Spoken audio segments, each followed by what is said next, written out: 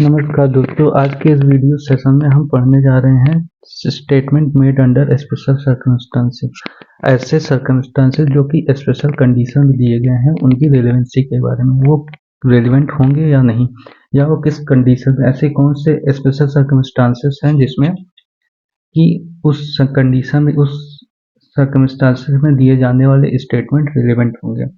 ये सेक्शन 34 से लेकर 38 ऑफ इंडियन एविडेंस एक्ट में प्रोवाइड किए गए हैं। तो जो पहला सर्कमस्टांसेस है जिसमें कि अगर उस सर्कमस्टांसेस के दौरान कोई स्टेटमेंट दिया गया है तो वो रेलिवेंट होंगे। जैसे कि पहला है course of transaction. Course of transaction का मतलब होता है कि ऐसा course of business. Course of business का मतलब होता है कि ऐसी एक्टिविटी जो किसी बिजनेस चलाने के लिए एसेंशियल है, मतलब नॉर्मल बिजनेस चलाने के दौरान कोई स्टेटमेंट दिया गया है तो ऐसे स्टेटमेंट रेलिवेंट हो गए। जैसे कि अगर क्रेडिटर ने डेटर को लोन दिया है और लोन देने के दौरान क्रेडिटर ने अपनी एक अकाउंट बुक में उस लोन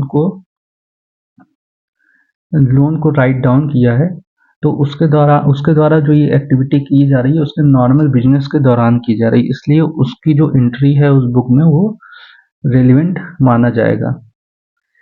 लेकिन उस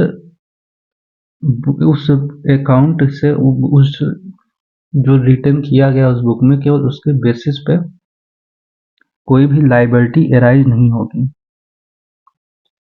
तो यह पहला स्पेशल सर्कमस्टांस है जो कि डील करता है कोर्स ऑफ बिजनेस। अगर कोर्स ऑफ बिजनेस के दौरान कोई स्टेटमेंट दिया गया है तो ऐसे स्टेटमेंट रेलिवेंट होंगे।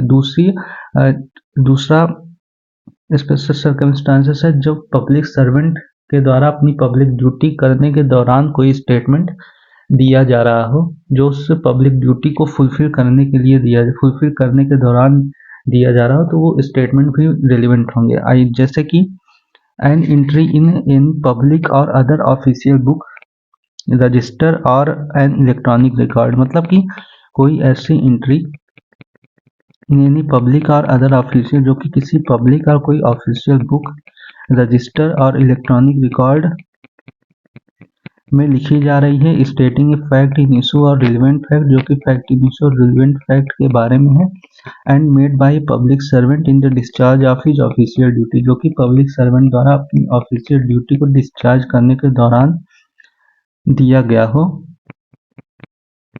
तो ऐसे जो एंट्री होगी वो रेलिवेंट होंगी, रेलिवेंट फैक्ट होगी ऐसी एंट्री। सेक्शन 36 में जो स्पेशल सर्कमस्टांसेस है वो है डील करता है मैप, चार्ट एंड प्लान्स। कोई ऐसा मैप, चार्ट और प्लान जो कि सेंट्रल गवर्नमेंट की अथॉरिटी या कोई स्टेट गवर्नमेंट की अथॉरिटी द्वारा बनाए गए हैं, मेंटेन किए जा रहे हैं, तो ऐसे मैप, चार्ट और प्लान्स भी रिलेवेंट फैक्ट होंगे। सेक्शन 37 पढ़ते हैं, आइए। Section 37 relevancy of statement as to fact to public nature content in certain act और नोटिफिकेशन।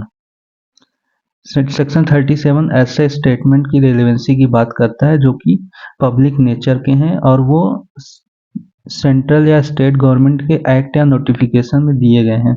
तो ऐसे सारे स्टेटमेंट जो सेंट्रल या स्टेट गवर्नमेंट के एक्ट और नोटिफिकेशन में दिए गए हैं वो रेलिवेंट होंगे, रेलिवेंट फैक्ट होंगे। सेक्शन 38 रिलेवेंसी ऑफ स्टेटमेंट में as to any law content in law books.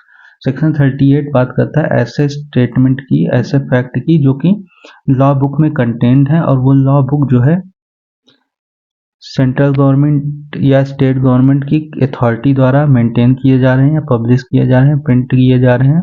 तो ऐसे सारे रिपोर्ट और ऐसे सारे स्टेटमेंट जो कि लॉ बुक में कंटेंट हैं वो सारे रेलिवेंट फैक्ट होंगे।